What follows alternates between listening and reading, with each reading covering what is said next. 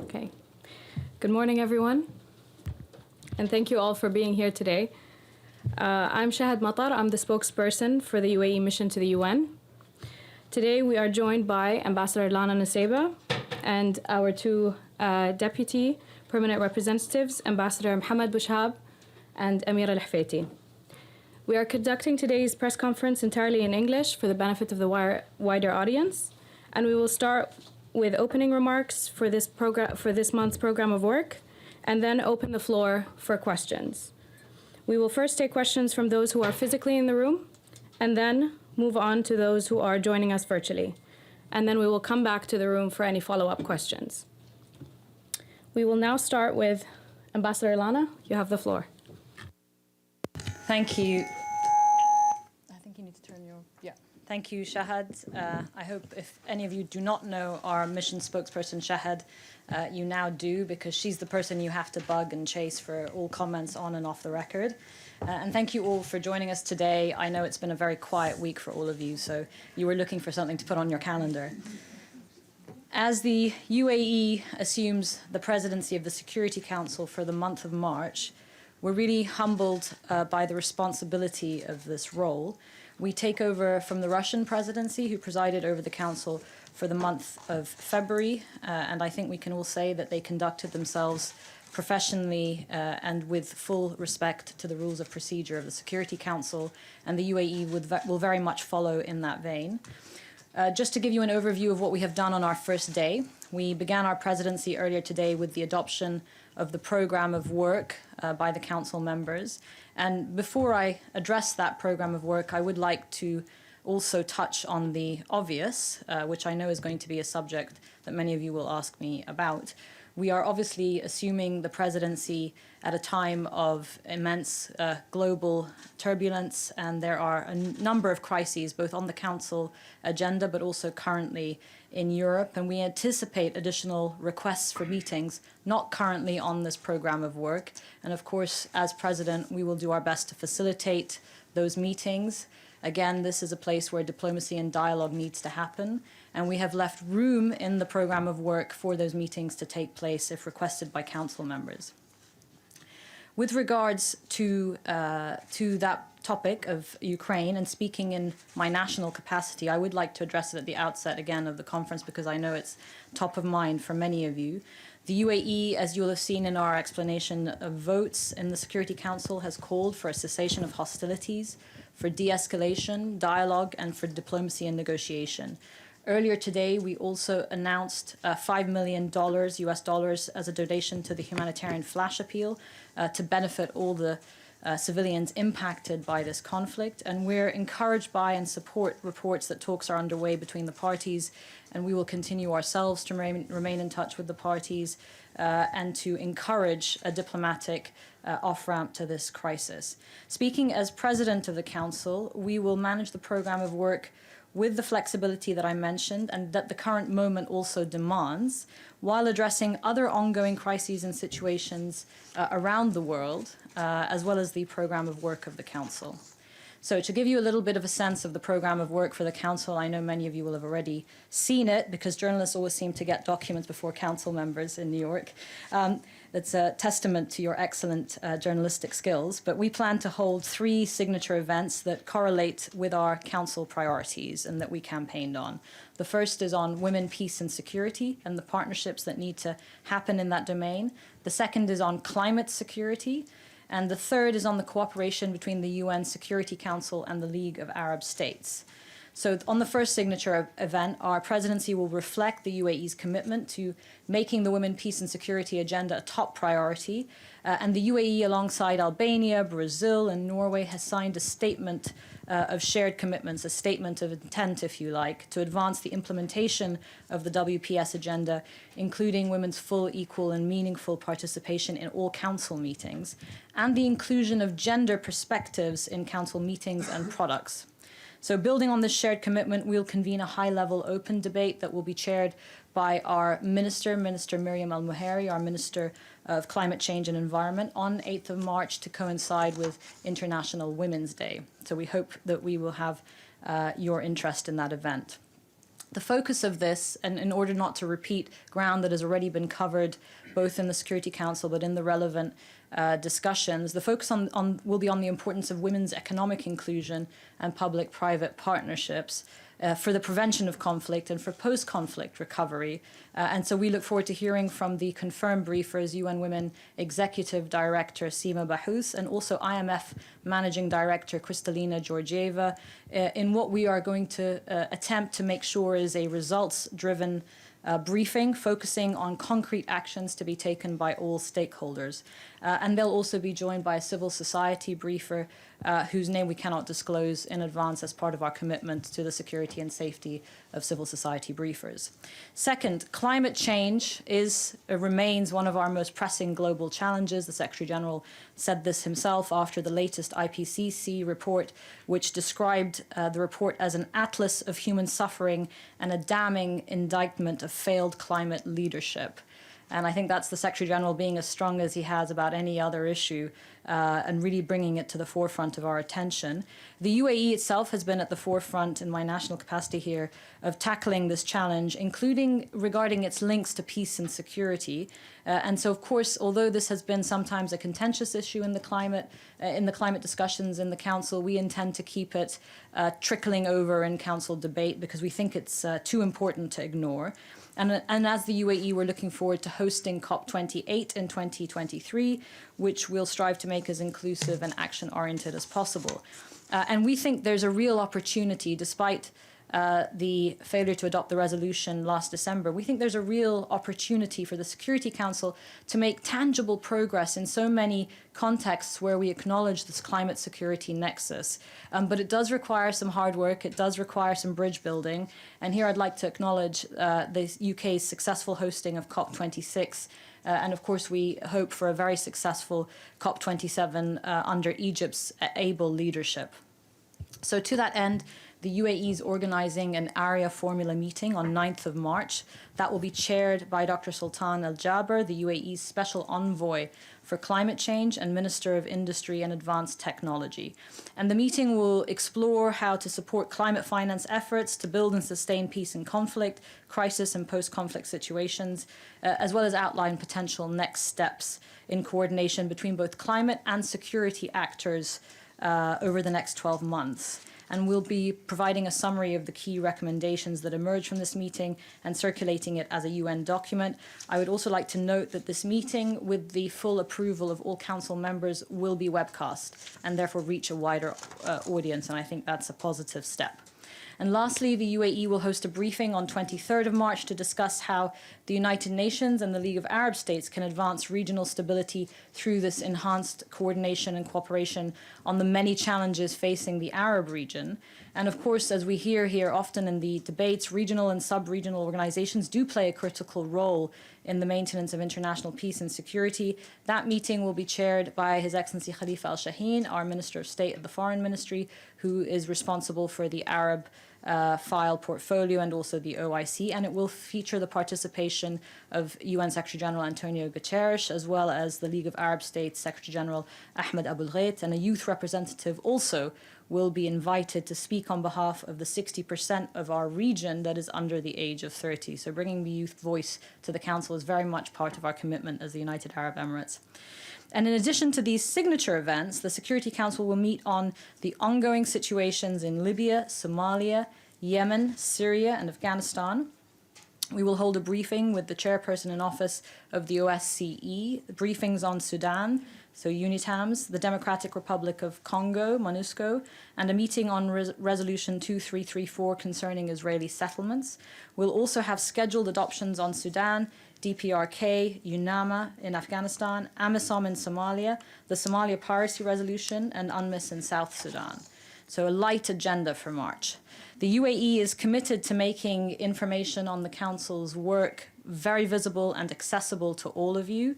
We'll continue the tradition started by Norway at the start of this year to maintain an updated, unofficial, interactive calendar on our website for this month, containing information on all formal and informal activities of the Council. And we're also pleased to announce that the program of work will also be made available in Arabic for the first time. We're committed to the effective and efficient functioning of the Council as the UAE and as the President, and as such we will strive for a balance between open and closed formats to promote transparency, while also ensuring the formats that are best suited to facilitate specific discussions.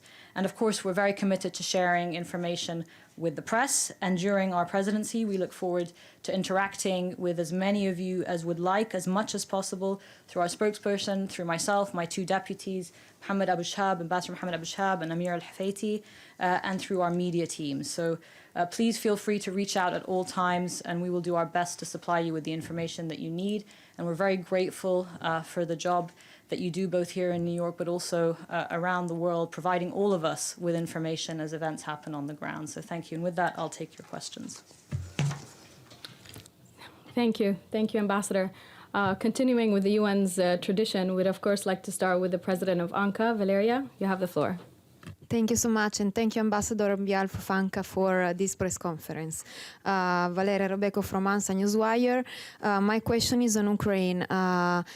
You abstained from the last two draft resolution in the Security Council. Now there is another one on the humanitarian situation. My question is, what's your position on this draft, and if you plan to call the vote soon? Thank you so much. Sure, we'll take a couple more. So I see Philippe was next.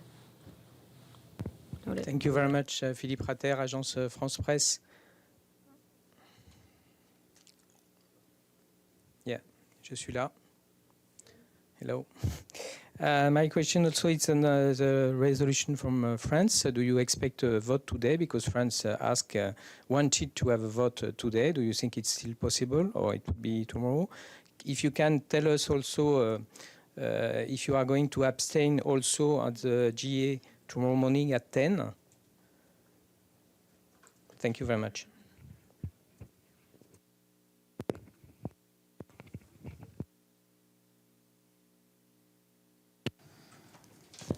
Thank you very much, Madam Ambassador. And it's always nice to see women in that seat.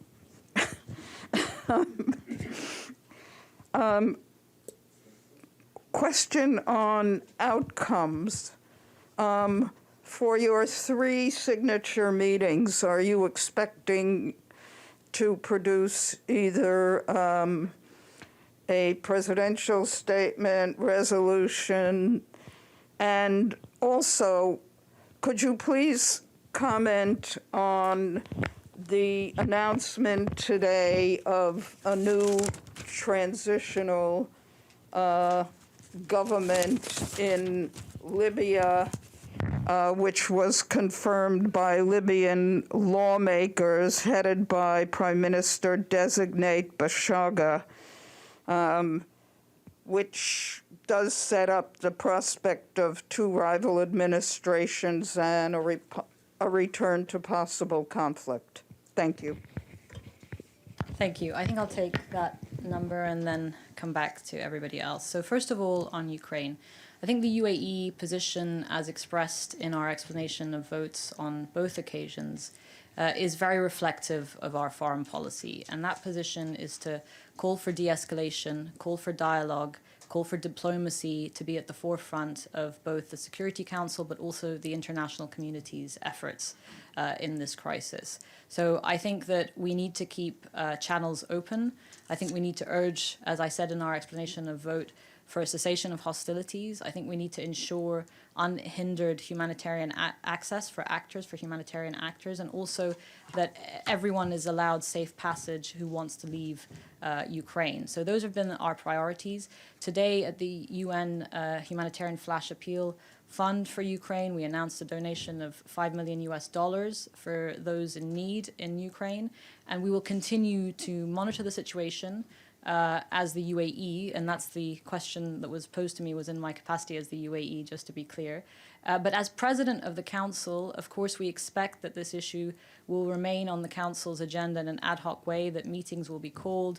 We've already heard of some council members wanting to call for further meetings on Ukraine. This is to be expected for as long as the crisis continues.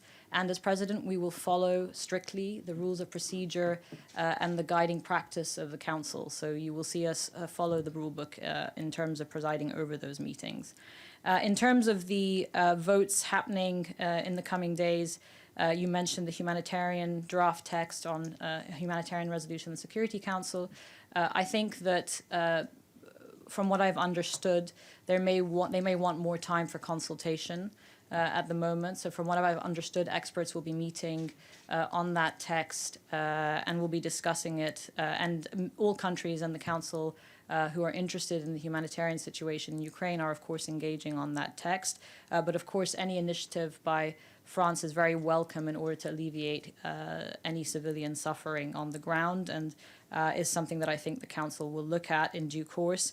With respect to the General Assembly vote tomorrow, there are, I believe, a number of countries who've co-sponsored. Countries are still looking at text. There are still suggestions around text. So I would say that it's a fluid situation insofar as the vote will happen tomorrow, and I believe it's scheduled for 10 a.m. But in terms of country positions, I think you'll see that evolving throughout the course of the day. With regards to the question from Edith, first of all, on meeting outcomes, a very wise former president of the Council once told me, the minute you announce you want an outcome from a meeting, you can be sure you're never going to get it. So taking that lesson in mind, I think the only outcome that we are announcing is the PRST after the cooperation meeting between the League of Arab States and the UN. And that builds on the work already done by previous Arab members of the Security Council. And of course, we represent that group as well as representing the entire membership who voted for us. So I think a PRST from the last UN meeting will be worked on in due course. And for the other two meetings, products are not planned. But of course, we are one of the either lucky or unlucky, depending on how you look at it, countries that get two chances at the presidency. And we believe very much in building up work in a systematic way so that we can build on it for our second presidency. So I think on the other two topics, you will see us lay some groundwork there. And then with regards to Libya, Ambassador Mohammed Bouchab, I don't know if you'd like to take that question. Sure. So look, I think for us, we'd like to see a obviously Libyan-led and Libyan-owned process. I think the focus should be on ensuring that the parliamentary and presidential elections take place, and we will do what we can to assist the UN process, which is where we put our full support. Thank you. First Rida, then Abdelhamid, then you. Thank you. Thank you, Ambassador. Rida Bouchafra from Sky News Arabiya. I have a couple of questions, if you allow, regarding yesterday's resolution on Yemen, which described the Houthi militia as a terrorist group for the first time from the Security Council. How will it affect the conflict in the region, mainly with the terrorist attacks against civilians of this militia inside and outside Yemen? Second question. There has been today a phone call between Abu Dhabi Deputy Crown Prince Sheikh Mohammed bin Zayed and the Russian President Vladimir Putin. We all know that the UAE abstained from the vote recently twice in regard to the conflict in Ukraine.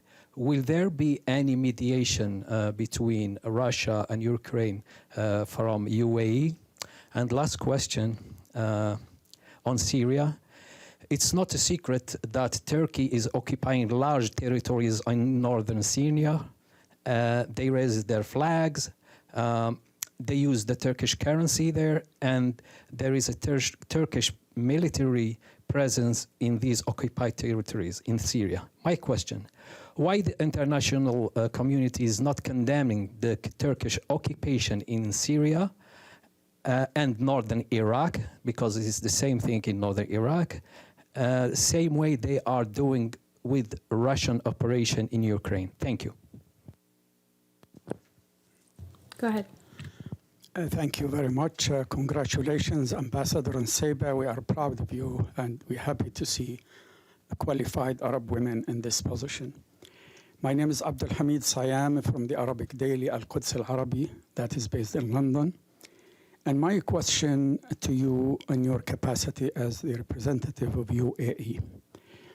Just 2 hours ago, another Palestinian was shot and killed in Beit Fajjar, south of Bethlehem. The Israelis had never been so bold in their campaign against the Palestinians more than they did after the Abraham Accord. We thought, and your country expressed it eloquently, that with this peace accord, they will be better off for Palestinians. There will be more chances for the Israeli to feel at ease, they are accepted around the Arab world, and that might reflect positively on the Palestinians. But exactly the opposite happened. The campaign to gun down Palestinians, to confiscate more land, to bulldoze more houses, and I'm sure you heard the last report by Mr. Winsland. So do you see that as, can you tell us how you're going to use this peace accord with Israel to help reach a peaceful settlement where Palestinians can see their independent, contiguous, sovereign state with East Jerusalem as its capital? Thank you.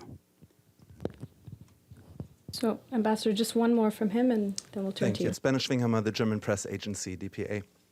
We touched on your abstention in the Security Council on Friday already, but your explanation of the vote on Friday was that the UAE is committed to the territorial integrity, sovereignty, and independence of all member states of the United Nations.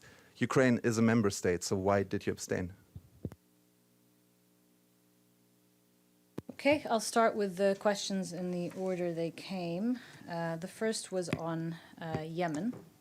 I think yesterday was a groundbreaking resolution in the adoption of the Yemen sanctions renewal, which designated, as you saw, the Houthis as a terrorist group and imposed an arms embargo on them. And I think it was a signal to the outside world that the Security Council is united, first of all, in condemning terrorist attacks, which happened in the UAE against civilians and civilian infrastructure, and also happens quite frequently in Saudi Arabia. And so the Security Council is saying that they are holding the Houthis accountable for those cross-border attacks and that they have crossed a very clear red line, and the Council is committed to addressing that red line. So I think that's the essence of the resolution. It is now an arms embargo on the Houthis. It's also the designation of the Houthis under the Yemen sanctions renewal, and it's the description of them as a terrorist group. Those are the main takeaways from the Yemen sanctions renewal, and it received widespread support. Building on that, of course, and as I said in my explanation of vote, it is the UAE's belief that there is no military solution to the conflict in Yemen, that the political process must be reinvigorated under the UN Special Envoy Hans Grunberg, and we invited him to brief the Council about 10 days ago under an AOB, any other business item, to share updates on his progress for his framework or his roadmap. But clearly he needs more leverage, and clearly there needs to be more of a mechanism to incentivize the Houthis to stop committing cross-border terrorist attacks and to focus instead on a political process. And of course, it's not only the Houthis and the government of Yemen, the legitimate government of Yemen, but there has to be other incorporation of other players in the Yemeni scene. At the end of the day, this has got to be a Yemeni-led, Yemeni process that they choose for their country, in the same way that Ambassador Mohammed Bouchab commented on Libya. I think that's very much our role, also as an Arab member of the Council, to encourage the file holder to help shape Council discourse. So that is the essence of the resolution yesterday. It's a strong, united signal from the Security Council condemning the cross-border terrorist attacks committed by the Houthis, designating them as a terrorist entity, and imposing an arms embargo on them. Now, you raised the very important question of humanitarian impact, and there was much discussion in the Council around this, and Council members, including the UAE, were rightly concerned about a financial asset freeze potentially impacting commercial activity or humanitarian aid. The humanitarian aid actors, as you know, are concerned about that. And those considerations were taken into account, and that is why there's no financial assets freeze within this sanctions renewal. Now, it's not to say that there may not be in the future if they continue to behave in this way, but it's to say that for now, this resolution doesn't impact in any way the already grave humanitarian situation on the ground in Yemen that we are all a part of the solution for. So that's on Yemen. You asked about the phone call between His Highness the Crown Prince Sheikh Mohammed bin Zayed Al Nahyan and President Vladimir Putin. What I can share with you is that the call happened earlier this morning, that the situation in Ukraine was touched upon, and in the same vein as we have called for de-escalation in our statements, that call for de-escalation was made. Of course, as a major oil-producing country and as a member of the BRIC Plus, of the OPEC Plus, BRIC Plus at a later date, as a member of the OPEC Plus, the impact of this crisis on potential energy supply, global energy supply, was also rightly discussed because, of course, in the coming months, I think we are going to see a very serious consequences on the global economy, on energy supply, on the prices of oil and gas that we use in our everyday lives, and that's going to affect everyday people here and around the world. So that was also touched upon, and that's as much of a readout as I have of the call. But I think it's important, stepping back a little bit, and this comes back to the question again on our abstention, which I believe was asked and answered, but I will answer it again in this vein in the context of the phone call. Of course, this is an important crisis and we must all address it, but at the same time, we must leave space for a diplomatic off-ramp. What we are seeing right now is understandably escalation and a lot of intensity around the subject, but I think channels must remain open, and those countries that did abstain have those channels with President Putin, and we'll use them to help and support in whatever way we can. So that is generally, as I said, part and parcel of the UAE's foreign policy to try and this is not in my capacity as president, but this is part and parcel of the UAE's foreign policy to try and assist, and I think we'll continue to do that in whatever way we can on this file. I was also asked about Palestine and the Abraham Accords. Look, I think that it's important to note that the vision of the Abraham Accords was part of a vision of a more accepting, open, regional environment that again would allow the space for dialogue and diplomacy. At the end of the day, though, I think the Abraham Accords was never promised as a replacement for what has to happen with regards to the Palestinian question, and that is a bilateral negotiation between the Palestinians and the Israelis on the two-state solution. And the UAE, in our, again, national capacity here, fully supports the Arab League position on this, the two-state solution, and all the international norms, frameworks, and resolutions vis-a-vis that. And so I think that is what we will pursue as a council member. But of course, we now have a bilateral relationship with Israel that helps us influence diplomacy in a positive direction, we hope, for the wider region, but also that has intense economic and entrepreneurial and positive social impacts on the wider region. You know, we're a country of 200 nationalities, all faiths. We now have the Abrahamic Family House, a synagogue, a church, and a mosque in the same place where people can come and worship. This is the vision of a rich tapestry of the Middle East in a country like ours that we wish to see multiplied across the region, because it's a vision of hope and tolerance for the more than 60% of Arab youth in our region who are under the age of 30 and who are looking for an end to conflict being the permanent news cycle on their news channels. Everyone is tired of conflict. They want the same things that people want around the world, which is the chance for economic opportunity, to build a life for their families, to educate their children, and to live in acceptance of each other. And I think that's what drove the Abraham Accords, and we see those benefits reaping in the bilateral relationship in spaces as varied as technology, food and water security, innovation, and I think that hopefully will have a ripple effect for the economic opportunities for Arab youth in our region. But at the same time, as I said, holding to our Arab League position that the two-state solution must be achieved and hopefully achieved in the near future to resolve the situation and to create a Palestinian state on international borders, internationally recognized and agreed borders. On the question for Syria, I think Ambassador Mohammed, you'd like to take that? Sure. So, look, I mean, I think the conflict has gone on for more than 10 years. Hundreds of thousands killed, 13 million Syrians displaced. We are trying to look at ways that the dynamic changes. We're trying to look at ways that the engagement on this file can shift in order to assist the UN envoy to be able to make progress in his plan. And, you know, while the UAE is not co-pen holder on the Syria file, we still want to play a constructive role and try to bring the Council to make some progress, and like I say, to support the UN envoy. Thank you. I see. Ambassador, if you'd like to take the question that he asked on why the UAE abstained on Ukraine. I explained that we want to see a diplomatic off-ramp to this crisis, that we want to create the space for dialogue and diplomacy, that we've called for a cessation of hostilities, but we didn't think that this resolution was the pathway to achieving that. And having said that, we will look at all texts and all resolutions on their merit. This is not a one-position approach. We want to be flexible in our diplomacy, and I think that's what we're demonstrating. Thank you. Team, due to time constraints, we'll only take two from here. So, sir, you in the blue jacket, and then Majid, and then we'll turn to our virtual colleagues. Benny Avni of New York Sun. Hello.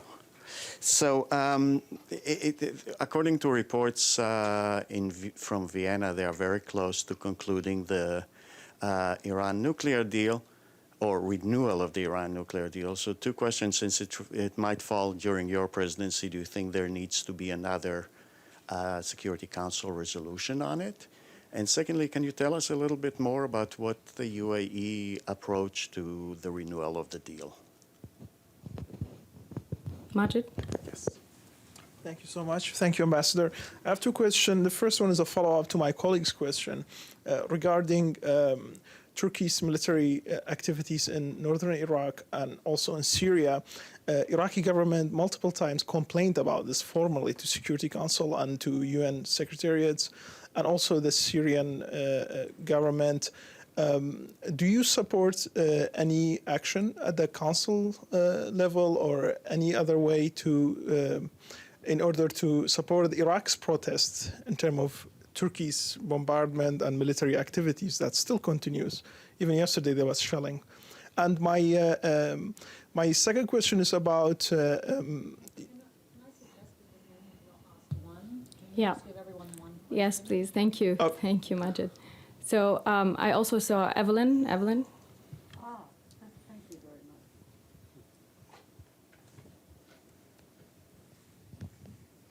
Thank you. Ambassador, sorry, one cannot. The UAE is a major oil producer. How do you square that with your very active stance on climate change? How can you bring the two together and at the same time continue producing so much oil which finances your economy? Thank you.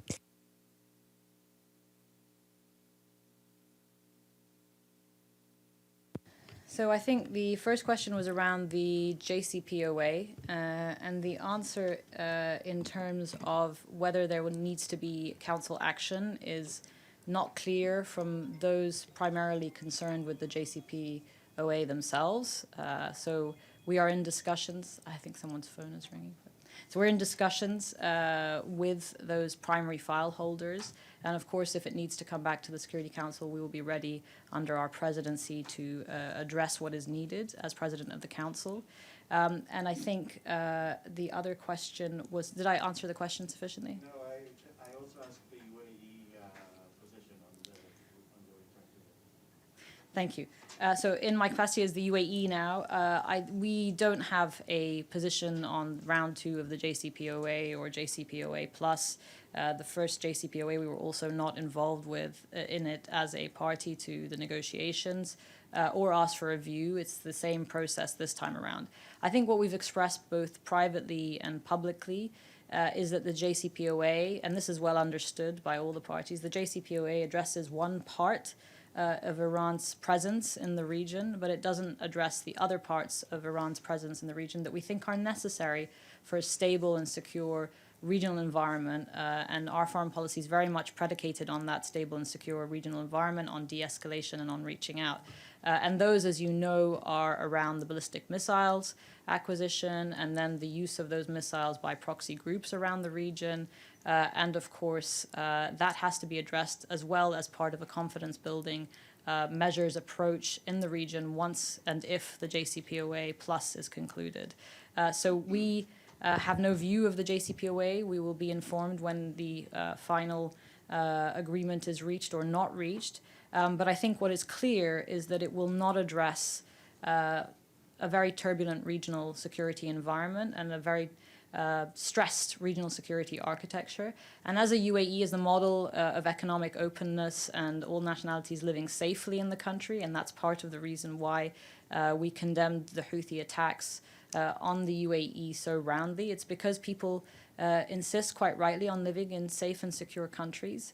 And we think that behavior also has to stop and has to be addressed in a future discussion. So I think that's very much part of the broader regional discussion. On the bilateral side, of course, we reach out, we talk, there's dialogue and communication vis-a-vis areas where we can talk to each other around.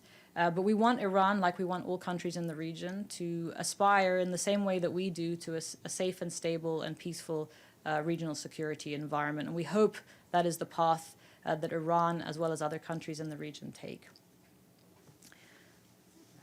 Yeah. Just again on the question on Turkish presence in Iraq. I mean, look, there is an Arab group position that has rejected Turkey's presence in Iraq.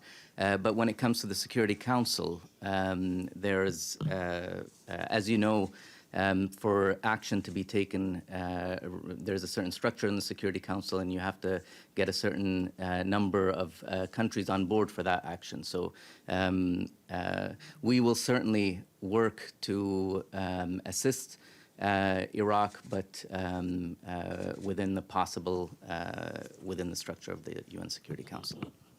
And I'll just answer Evelyn. So we think it is one of the remarkable success stories in our country that we are a hydrocarbon economy that well over a decade ago pursued with full speed the importance of the green energy revolution that we all see coming and we all see as very much necessary.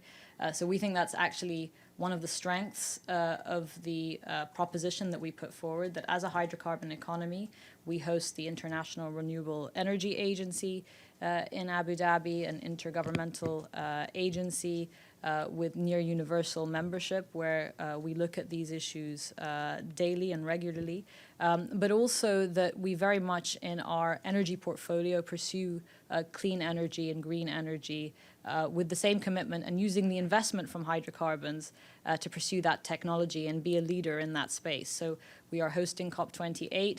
We've been a big part of the discussions in COP26, and we will be as well in COP27 with Egypt.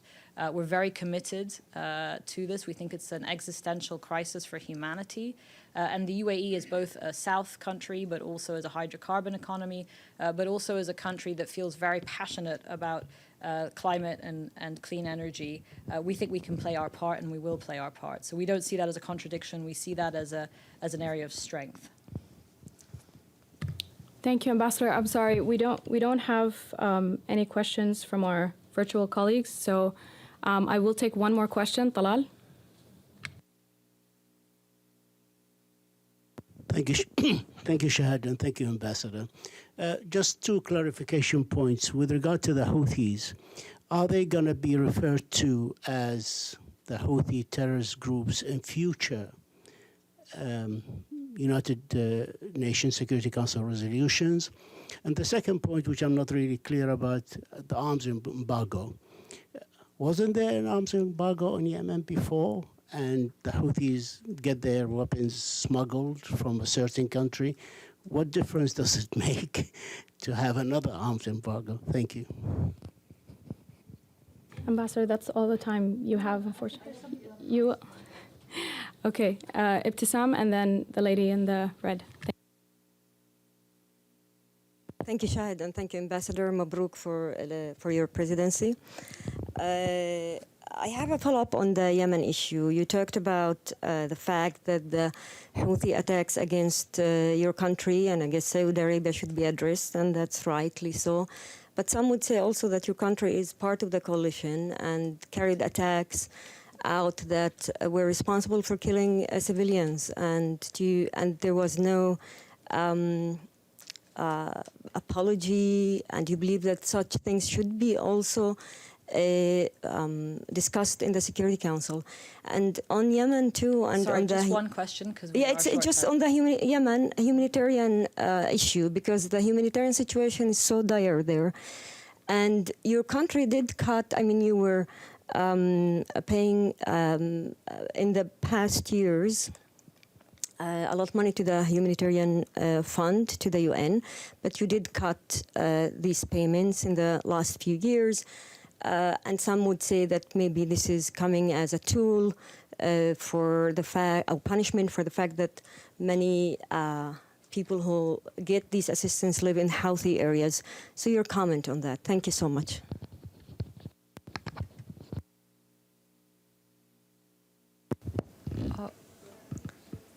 Okay. Thank you, Ambassador, for having this. I'm Yuki from NHK Japan Broadcasting Corporation. My question is also on arms embargo, but this one is about Myanmar. So I think last week, the UN Special Rapporteur on Myanmar issued a report mentioned that 3 countries, including 2 permanent members of the Security Council, is selling weapons to military junta in Myanmar. So yesterday we saw that the Security Council actually can unite on passing a resolution to suspend Houthi from getting weapons. Do you think it's a good timing for the Council to start discuss on having a resolution and ban and suspend any weapons from selling to Myanmar junta and using against civilian? And if your answer is no, could you please tell us the reason and what's UAE and other members' position on this issue? Thank you. Last question from George. That's all.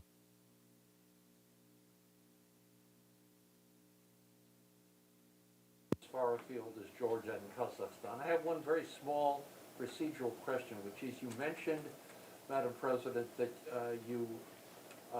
one of your 3 major thrusts is going to be on climate. It's not clear to me which day that is exactly. I don't see the word climate anywhere on this program of work. Okay, I'll take that. The climate area formula meeting is scheduled for the 9th of March. Yeah, the area formula meeting. So that's just to answer that question, George. Talal, good to see you as always. You know, I think that the difference of the arms embargo is it's on the entire group as an entity. Before we were going through the process of individual designations, and I think we'd reached about 9 at that point. It's a very slow process. Now it's very clear that the supply of arms to the Houthi group as an entity falls under the arms embargo. And of course, all of this is based on the panel of experts report on Yemen, which if you haven't read and you are interested in the Yemen file, I really urge you to read in close detail. There was much in that report that we also wanted, frankly, along with the UK, the penholder, and other countries concerned with the Yemen file, to also put into this resolution to prevent more arms going. But of course, diplomacy is about compromise. But I think this arms embargo is a first step, dealing with the Houthis as a group, to prevent the supply and sales of any military equipment to the Houthis as a group and not individuals. Secondly, so I think it's a very robust regime, and I think it's been actually described as a groundbreaking moment in the Yemen process, in the Yemen sanctions process. So that's the first question. Well, your second question, Talal, was... Are we going to refer to the Houthi as a... Yes, so in future products, yes. So the resolution, of course, as you know, the Security Council can be an unpredictable place, but it is also a normative, norm-setting body in the documentation. The Council members have passed in this resolution that the Houthis are a terrorist group for the acts that they have committed, and I think that's also a step change. And that leads to, and should be referred to as such in future products. That leads to, and should I say also, but at the same time allowing the space for the envoy to conduct political negotiations. And I think that leads to the second question on Yemen. The UAE stepped out of being part of the coalition, as you know, in 2019. The UAE's also been, along with Saudi Arabia, at the forefront of humanitarian assistance to Yemen well before this crisis, and I think well into the future. Almost $10 billion have been given to the situation in Yemen. And of course, the UAE's presence predates that in cooperation with partners like the United States around tackling Al-Qaeda in the Arabian Peninsula, and that remains a top priority. I think no one wants to see a vacuum appear in Yemen, which we're already seeing, where terrorist groups could get a foothold and conduct attacks across the region and more globally. So Yemen remains very much high on the agenda. With regards to the question around the coalition, military operations are always a choice of last resort for countries, and I think that the coalition has committed itself to applying the highest standards and benchmarks of operating procedures in the military theater, and fully investigates anything that surfaces that doesn't apply to those standards and reports the results of those findings. So that is the commitment from the coalition from the outset. And I'll ask, do you want to take the question on Myanmar? I can take it. You can take the question on Myanmar? Okay, great. Amira.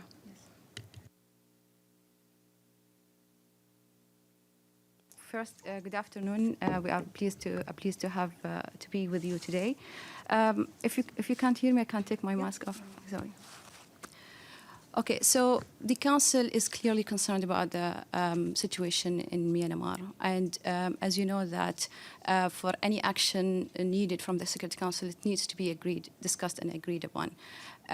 The great things that achieved this month was a press statement where the Council spoke in one voice regarding many elements. I would just mention a few of them.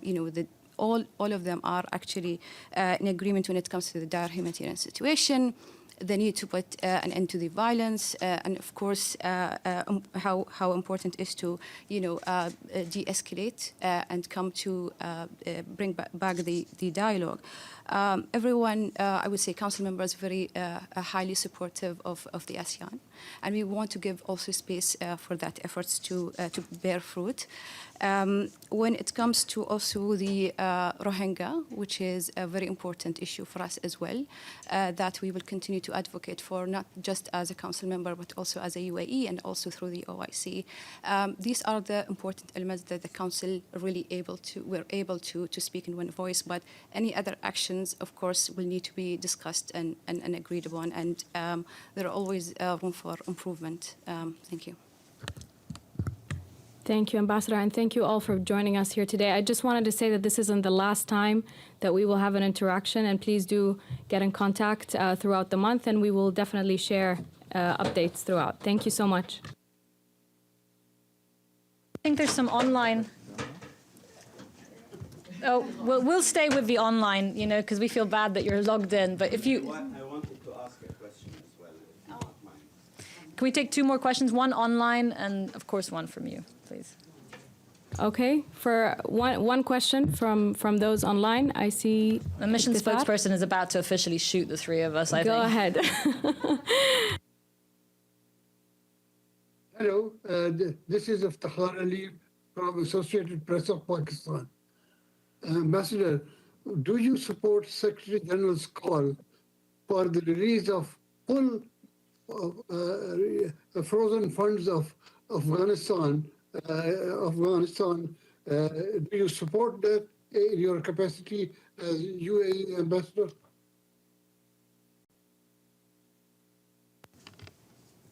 Please.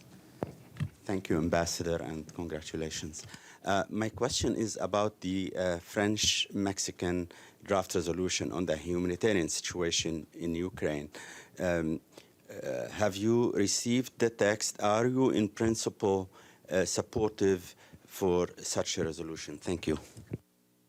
Thank you. Okay, and those, I promise, will be the final two questions, Shahad. Okay.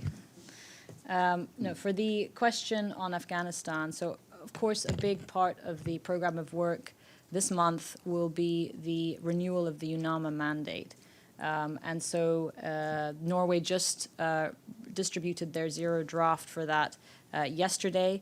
And of course, there are many issues to be discussed in that are important. And I think countries' positions on that are evolving. But of course, the position adopted in December in response to the dire humanitarian situation in Afghanistan and its impact on human lives, I think was a good moment for the Security Council because it allowed the vital work of humanitarian actors to continue in humanitarian aid. Now, at the same time, there's a number of sequencing steps that need to be taken vis-a-vis Afghanistan. And to be frank, countries are in different places on that, whether revolving around recognition, whether revolving around financial flows, whether revolving around the economy.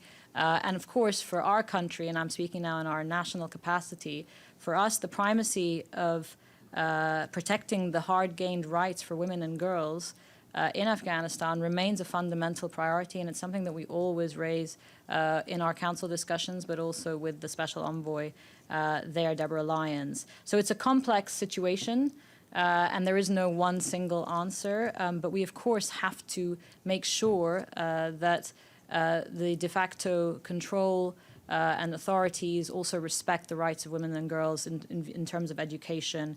And we also have to make sure that Afghanistan, again, doesn't become a safe haven for terrorism and extremism to be exported around the world. So those are things that are top of mind as we look at the UNAMA renewal, and will, of course, as President, try and help Norway as penholder on that come to a strong, robust mechanism for UNAMA. And we think that's very important because the UN is doing groundbreaking and important work on the ground in Afghanistan, and it's very much needed. It's a crisis in the making that is very worrying. And from our UAE capacity, we've donated more than 485 tons of humanitarian aid, and we've assisted in the evacuation of over 40,000 individuals from Afghanistan who've requested that support. So clearly that's not a tenable situation, and we are still getting requests all the time from Afghans, particularly women who want to leave the country, and we need to find a stabilizing factor in the Afghanistan situation quickly. And we support the calls that the Secretary General has made for injecting liquidity into the Afghan economy as the UAE, and for international funding, as long as that funding is safeguarded and there are clear accountability mechanisms so that it can be verified where that money is going. But we all support, both council members and ourselves as the UAE, a dignified life for the Afghan people. There was a second question. Thank you. Oh, the humanitarian. Look, the French-Mexican draft. Look, we've seen now at least two versions of the text, and because the Security Council is a kitchen where things get cooked frequently and there are many pots on the stove, I think there are more additions coming to the text depending on how people will contribute to it. Broadly, you know, we are engaged on the text, we're looking at it, and broadly the UAE is very supportive of anything that will help alleviate humanitarian suffering and safeguard safety for civilians, whether in Ukraine but also around the world. And let's not forget the millions of people around the world in situations in Africa, in the Middle East, in Syria, in Libya, in Iraq, who also need our attention very much as a Security Council, in Afghanistan. We've got our eye on all of those crises, and we'll do our best as President of the Council to conduct the work of the Council in an impactful and efficient way, trying to build bridges where divisions exist, because I think the international community really needs that kind of a bridge-building approach to diplomacy today. I'm afraid that's all we've got time for, but this was a really useful exchange, and your questions are always, as always, thought-provoking, and I hope it's the first of many. Thank you.